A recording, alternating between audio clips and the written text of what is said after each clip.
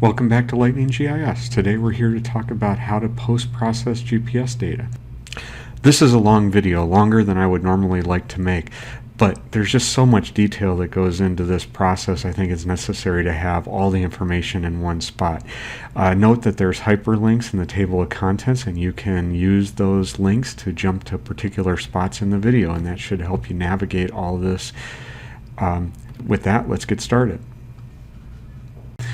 We're going to make some assumptions in this video. The first is that your GPS data was collected with a rover unit capable of creating a raw log of GPS positions. Most survey and mapping grade GPSs could do this. We used an Emlid Reach RS Plus, but there are many other makes and models that are capable of recording a raw log. You're also going to need a rover base station setup. Now there are a couple ways to accomplish this. What the figure on the screen here shows us is we need one GPS that's the base station, which is the one that's on the left here. That one stays stationary. It stays in that one spot and just continuously logs GPS positions. Then we need a rover. This is the one on the right, and this is the one we're going to move around to the points that we want to create a survey of. Both of these GPS units are in constant communication with the satellite network that's up in outer space above us, and the distance between those two units is called the baseline distance. We will collect our data with the rover and then correct that data so that we can get centimeter or maybe even millimeter accuracy on those GPS positions using the base data. Now, the reference or base GPS data can be collected in a couple of ways. One, you can obtain base data from a CORS network.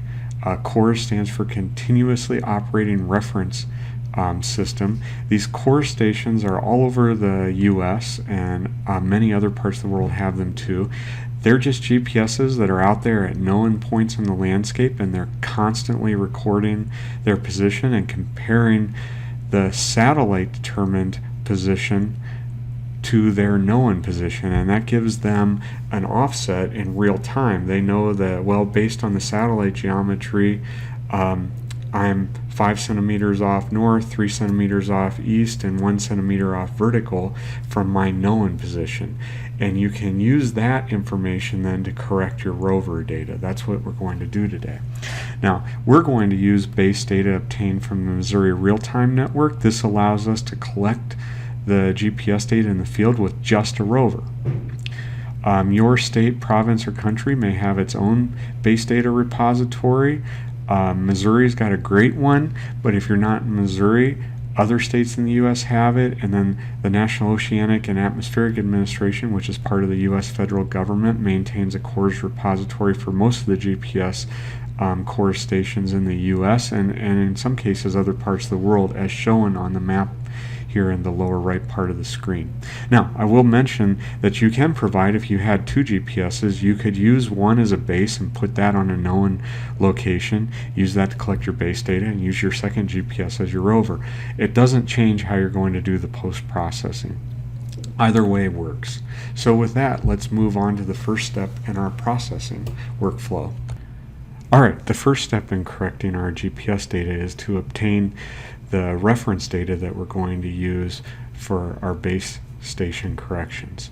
We're going to do that by using the Missouri Department of Transportation's real-time network and their reference data shop and downloading a base station file from them. But as I mentioned earlier, if you have a second GPS, you could set that up on a known location as your own base station and use that data, download it from that GPS. Alright, before we can download the data we need to figure out what time period we've got to cover. But before we go get that data, let me explain a little bit about how I've laid out my screen. To do this, there's a lot of windows that it's helpful to have open. So if we start here in the upper left, I've got one Windows Explorer window open. That's where I'm going to put my base station data once I download it. The second window here has the software I'm going to use, which is RTKPost. The RTK library tools can be downloaded from the web, and we'll put a link to those tools in the video description. All right. We're also going to need a folder here on the bottom where we've got our rover data. I've called this folder R2, and for our class we did 2 groups. This is the data from group 1. We've got the raw log, which is a file called a UBX file. Yours may already be in a Rhinex format. We've got a shape file that comes off of our device when we collect the rover data, and we're going to use that later. And then we also get a comma separated values file, a CSV file that we can open up in a spreadsheet such as Excel. That's here. I've got the CSV file opened up here in the center of the screen. And then I have my web page here. This is where we're going to download our base data from the MoDOT real-time network. And then over here I have 3 of the RTK library tools. The top window is a conversion tool which will convert my raw log from a UBEX file, which is how it comes off of my GPS. The second one is RTK plot, which will plot the ground location and satellites that are captured in that data file. And the third one is RTKPost. That's the actual software tool we're going to use to do the differential correction of the GPS. Alright, with that, let's go ahead and figure out what base station data we need. So the first step then is to take that raw log, which is here. Mine's called group 1 R2 UBEX. UBEX stands for uBlocks. I can drag that file into the conversion tool, and when I do that, you see that it automatically populates the names for the files it's going to export, which will include an observation file, a nav file, and an SBS file. Which of these files it actually decides to export has to do with what kind of data was collected in your log. One important option here, you can put in information that you would like, date, reach, make and model for your GPS and stuff. That's all kind of optional, but I find it useful to put that in. It'll go into the header of the converted file. What's really important in this options is that you set the Rhinex version. Rhinex is the format for the GPS data. We're going to convert it from the uBlocks to the Rhinex. Rhinex is the version that RTKPost and the other RTK library software products are able to interpret. So we just have to do this simple conversion. I need mine to be in our Rhinex version 3.03, so that's what I've got chosen here. Otherwise, you can probably just stick with the default checkboxes for the other stuff on this window. All right, once we have that, we click the convert button. This just takes a quick second. And now you can see in my file directory down here that where we used to just have the uBlocks file, we now have 3 files, a nav file, an observation file, an SBS file. Alright, now we can take that observation file, drag it on top of the RTK plot window, and it'll take a second for this to open up. But once this opens up, it's going to show us several different pieces of information. Okay, so it takes a few seconds to open up the observation file, but once it's open, we can get some important information off of this window. The default view that it opens up into is the satellite visibility. The y-axis here are labels for different satellites that were visible to the GPS. G02 is one of the satellites from the USGS, or from the US GPS system, and then the R prefixes represent the GLONASS system and so forth. What we really want on this window is down here in the bottom in really small print. It tells us that these GPS data started on October 17th, 2019 at 16:11 GPS time. GPS time is equivalent to universal coordinated time, so it's not your local time zone unless you happen to live in the part of England where time's measured from. And it goes through 1652. So we have about 40 minutes of data here from 1611 through 1652. Now actually I'm going to download a few hours of data so that I've got good padding around that, and it will also cover the some data that I collected after this initial round of data collection. Alright, so to get that data, we come over here to the MoDOT Real-Time Network Reference Data Shop. Of course, as I mentioned, you can go to the NOAA CORS site or to your local province, state, country GPS data repository. We're going to start a new order. We're going to use the CORS reference stations. We collected our data in Springfield, so I'm going to zoom in to Springfield on the map. Our closest station, we collected ours down here in central Springfield. The closest station is called MOSF. That's its 4-letter code. We'll click next. We have to put in the date. Now remember, it says over here in the window that we want October 17th, 2019. Our data starts at 1611 GPS time and goes through 1652.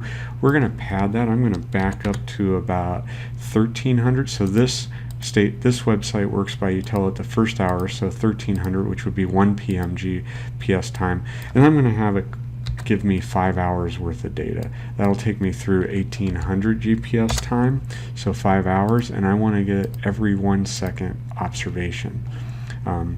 I add that to my order, choose my delivery option, which would be download the data, and the format I want that Rhinex 3.03. I can choose to have it notify me by email when it's done, and I click generate data. Once I click that, it'll take a few minutes, but I actually already went through that so that you didn't have to wait on it. And after a few minutes, it pops out the ordered data. I can click the download button, save that file.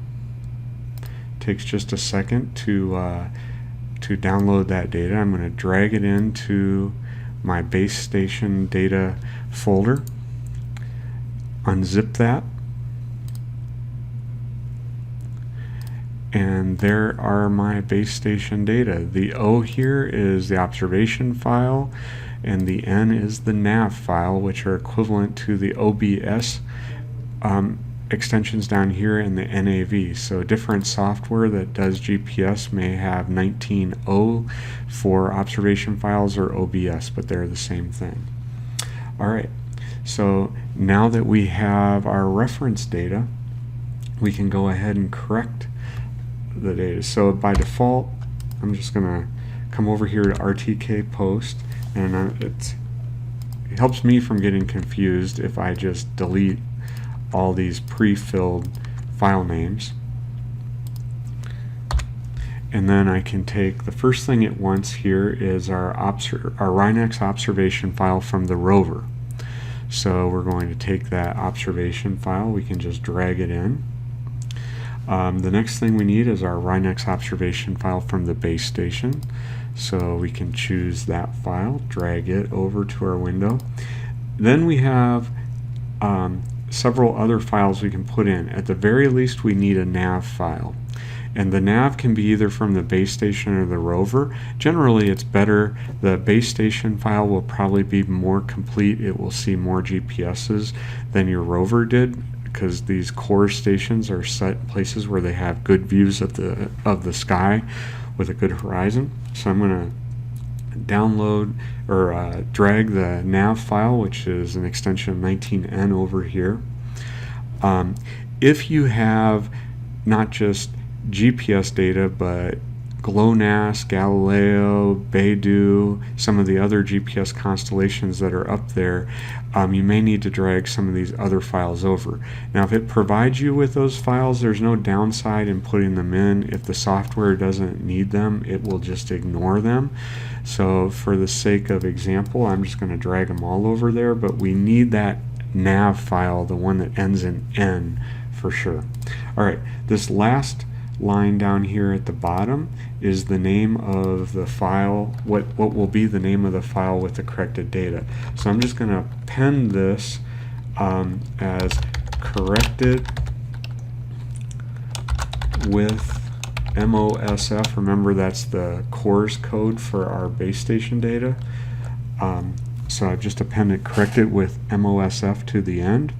Alright, then before we hit process, we need to come into the options menu. If you need to, there's a lot of settings in here and they're really confusing if you don't know anything about those. My GPS, the Emlid Reach, they have on their website docs.emlid.com, and then you can look for their post-processing instructions.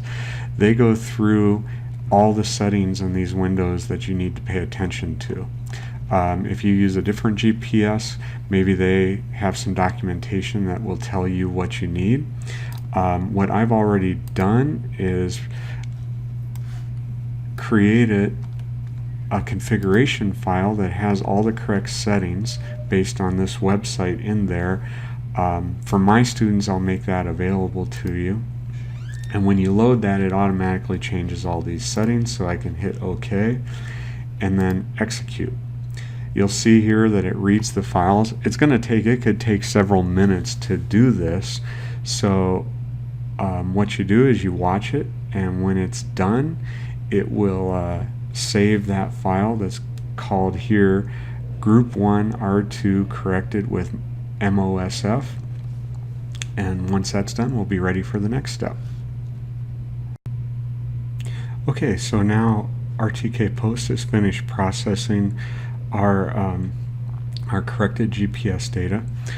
That GRP1 R2 corrected with MOS.POS file, so .POS is for positions file, is now been saved to our raw log directory.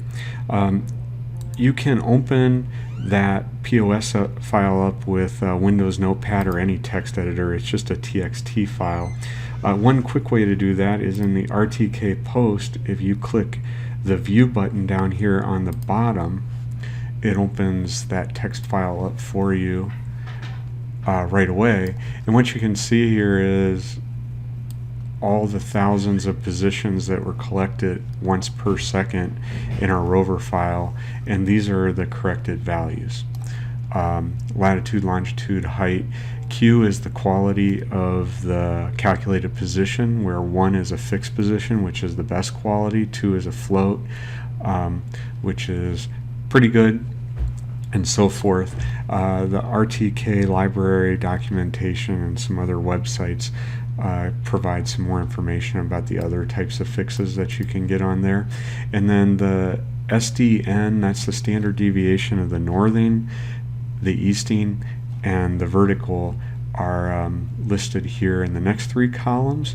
And what we can see here is that we're ranging in these columns in the order of millimeters for our plus or minus accuracy. The next 3 columns are the root mean square, the mean square root of the air, which is another measure of accuracy. They're really good.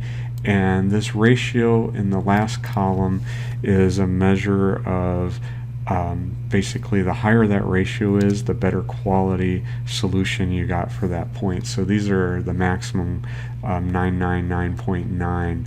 If you scroll through the data, you may see some variations in there. Not all of your solutions may be Q1, which is fixed. Some of them could be others.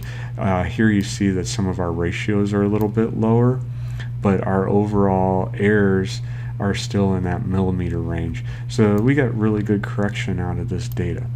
Alright, so we can minimize this or get rid of it for now. And then we can hit this plot button and it will open the corrected data up in RTK plot. And that'll take a second to open that file. But once it's open, it usually defaults to the ground track, but you can see other information about the data. But the ground track, this is literally the breadcrumb trail of where the rover went. Every point that rover took every second. And if we just zoom in, you'll start to see individual What we did was we moved from point to point, and then we occupied that point for about 120 seconds and got 1 point per second, so about 120 plus or minus observations on the point that we wanted to survey. Now, as we moved around, it took an observation every second. Ultimately, later on in this process, we're going to throw all those out. What we want here is this cluster of points that you can see. This is the point we surveyed, and we want to ultimately isolate just these points and get rid of everything else. And sort of the range of those points, which you can see the scale here is millimeters, that's sort of the plus or minus circle you can see. We know that this is sort of the random variation, the random error from the satellite system introduced. All our points sort of fell into this circle. All right. With that said, we're ready to go to that next step. I already opened up the CSV file that came off of our rover. So our rover is capable of collecting a CSV file and a shape file at the same time that it collects the raw log. Now remember, the raw log has a GPS position that was collected every second everywhere that rover went. What this CSV file and the corresponding shape file have are just the 8 points that we actually wanted to survey. So this was one of those 8 points, and it would be represented by one of these rows of data. Now, if your GPS doesn't automatically output this CSV or shapefile for you, you can just manually record when you got to station and how long you stayed on station at a particular survey point. Because what we need from this CSV file is when we started collecting at a particular station. So that's the date and time here. I'll color that yellow. That's our collect start point for our first point. And then the end we'll color orange. So we know that all of our points at a particular station, in this case our first station, were collected between these two times. Now Excel is treating our CSV file, our point names, as dates. We can fix that if we tell Excel that this column is really text, and then the way we named those were this was rover 2.1, rover 2.2. You can use any format you want here. You could name them Ralph, Jane, Mark, and Adam. But we're doing something a little more systematic here, but I'm going to have to manually type these back in because of that date problem. All right. And then that gives us all of this data. And what I'm going to do is open up another template that I've created using Excel. I'm going to make this template a little bit bigger so that we have some room to see it here. And I've got several worksheets in this template. The first one is the rover CSV file, so that's where this rover CSV data goes. I'm just going to select all the data in this file, make this window just a little bit bigger, and I want to make sure my columns are in the same order: index, name, longitude, longitude, latitude, latitude, elevation, collection start, collection end, solution status, lateral RMS, sample count, and antenna height.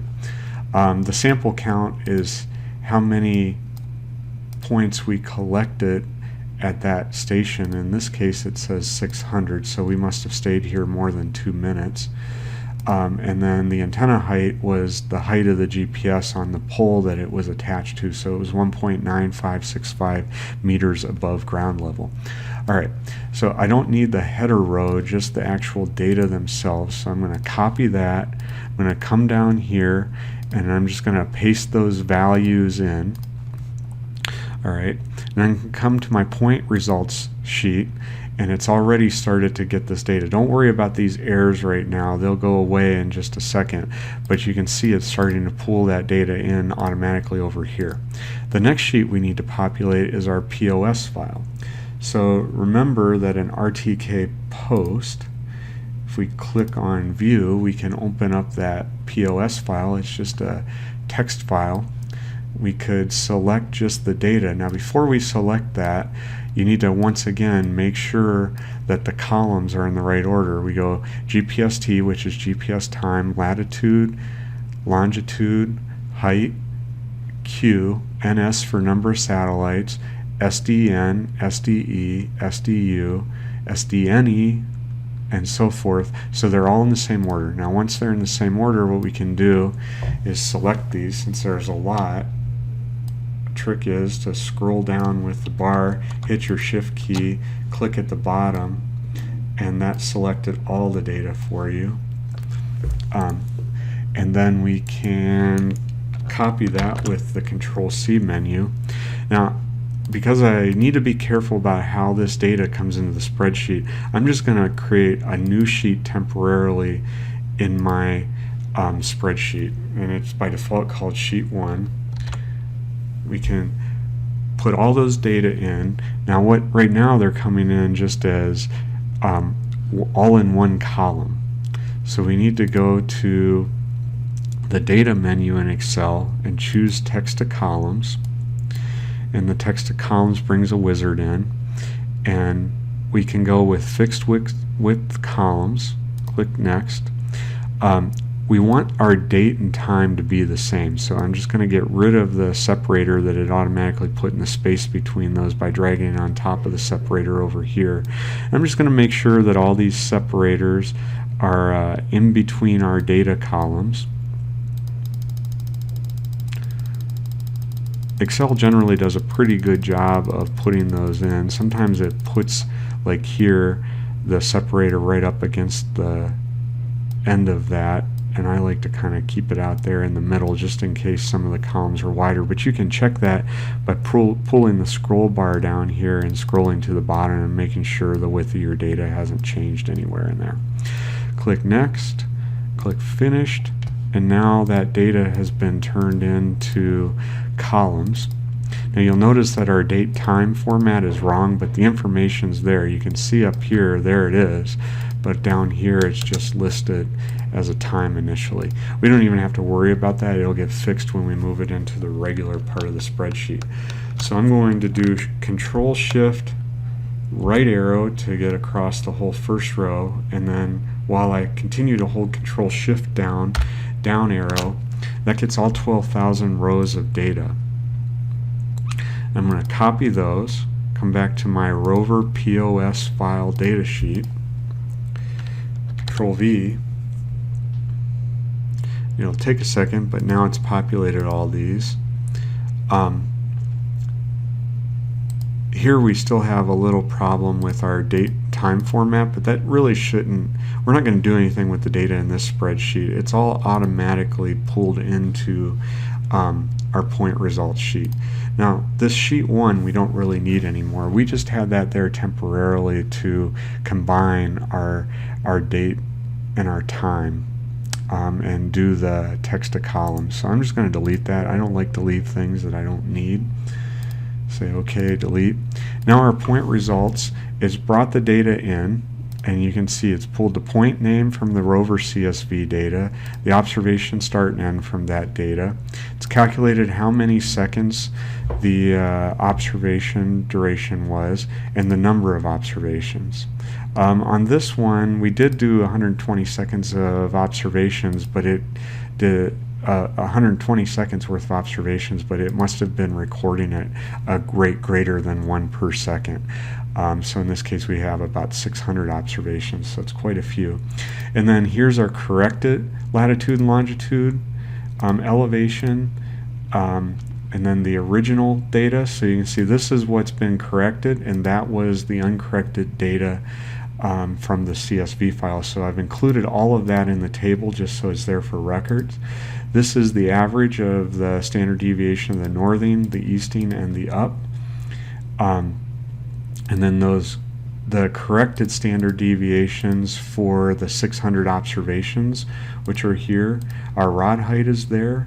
the number of observations that have been corrected, we'll come back to that in a second, and then how many of those observations that are being included are Q1, which is fixed, Q2, which is flowed, Q3, and so forth. Now the reason why we have 600 observations but only 546 of them are counting is on this variable worksheets we have some controls. First of all, we can define what's the minimum acceptable quality for our position. If you choose 1, you're only going to use the fixed positions. It'll filter out all the 2s, 3s, 4s, 5s, and 6. If you don't care, if you want everything, you would put 6 here, and that would include any of the types of solutions that are in this list. Generally, you're probably only going to want to use 1s or 2s. I'll type 2 in here for now just to see. But with this data set, we can probably filter down to 1 and have plenty of good data and only be using our very best. Because you can see we have 12,420 Q1 data points and just 65 Q2 and then 0 for all the rest. So since we have so much of that best quality data, that's probably all we really want to use. Now this observation start end padding, this just is your opportunity where if you set it to 0, it's going to use everything from the start of the observation to the end of the observation for that particular point, rover point. But what I find is when you first get to a station, often you're a little wobbly at first, and those wobbles are, as you're trying to hold that pole vertical, is potential error. So I find that if you pad by 4, 5, 10 seconds, you get rid of the first 5 seconds, the last 5 seconds, you get rid of some of those wobbles, and while you're standing there concentrating really hard on keeping everything plumb. And that's why our corrected observations may be less than the number of actual observations for the actual point. So we had 600 observations, but between those two settings for the padding and the quality, we've gotten rid of many of them. We've got just 546 Q1 observations left. Now down here for points 7 and 8, we actually have some Q2 positions that are coming in, but we have so many Q1, I think I'm going to come back over, switch this to just 1, so we're only using those highest quality data, and now you can see we're using 0 of the Q2 and just all the best Q1s except for the ones we've excluded for padding. The other thing I'm thinking about here is since we're recording 600 observations in just 120 seconds, there's multiple observations per second. Now, it's worth noting this padding is in seconds, so that's why it's getting rid of more than 5 observations, and we're down to 546 here from 60. We didn't get rid of 5 on either side. We got rid of 5 seconds worth, which is apparently about 27 or 28 observations on either end. All right, now the last step here is to copy these data for our 8 points. Just going to choose copy, and I'm going to go to a new spreadsheet, just a blank workbook. I'm going to paste values in, and it's important that you paste values because in our original spreadsheet, if you look up here, these are all formulas that are pulling this data together and calculating all this stuff, and we don't want the formulas to go into ArcGIS. We want just the values. Then I have to do a little formatting here because Excel treats dates as numbers, so I'm going to change this to a custom format. And what I want, although you can choose how you want, I want month, day, day, year, capital HH for military or 24-hour time, minutes, seconds. Hit OK. That fixes my observation. This is the way it'll come into ArcMap now. The rest of this data is all OK. And now I can save this new file. And I'm going to do a browse. Come to my GPS data. This is R2 Group 1. That's our raw log, but this is our final points. So I'm going to name this Group 2 R2, which is our rover number, corrected with MOSF And just because I like descriptive names, I'm going to put in here, these are rover station points. Need to get rid of my spaces because GIS does not like spaces in file names. And then this is important. I'm going to change this from an Excel workbook to a comma delimited file, so a CSV. There's a couple of CSVs in Excel. I like to use the one that's just the plain old CSV. There's the CSV UTF-8, but I find that ArcGIS likes this one the best. Hit save on that. That's saved that file, so we can close that. Now we can put these data into ArcGIS. That for a second. The first thing I'm going to add is our shapefile. Remember that the rover included a shapefile, so I'm just going to put that shapefile in. Maybe I'll make this set of data, my uncorrected will be circles, and I'll make them red. Leave those at about 16.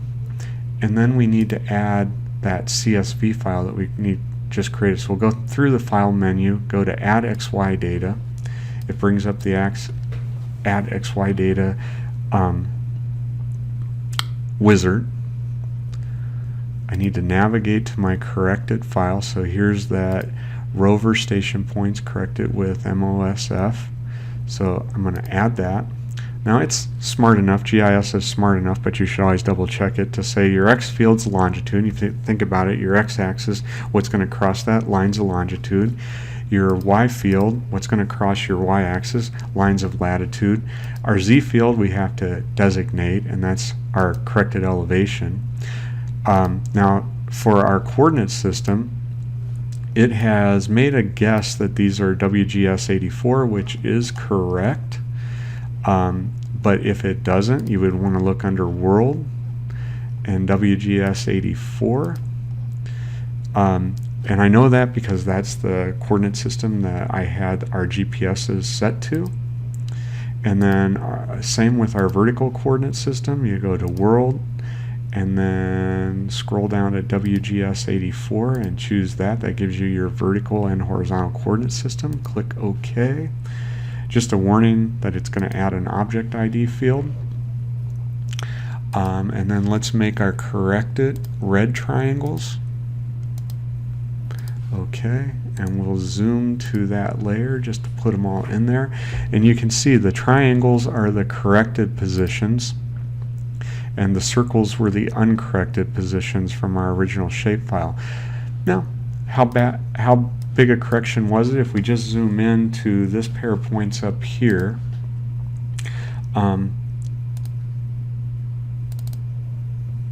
those 2 points, bring it out here where we can see it, we're 0.98 meters, so about a meter apart. So the correction has shifted this one a meter and this one 1.25 meters, so it's pretty substantial. Now if I zoom back to the whole layer, I'm going to measure the distance from this corrected corner to this corrected corner. It's 3.32 meters. If that was a distance we were really interested in surveying out in the field, our uncorrected spots are only 2 meters apart. So the correction is getting us that much closer to reality so that we can make accurate analyses in GIS for surveying or for whatever purpose we have here. Alright, that was a long video, but I hope it was worth it. We went through the whole process from start to finish of getting the raw data from the GPS, through the whole process of correcting it, and then importing the corrected data into ArcMap for analysis and interpretation. Thanks for bearing with me. Thanks for watching Lightning GIS.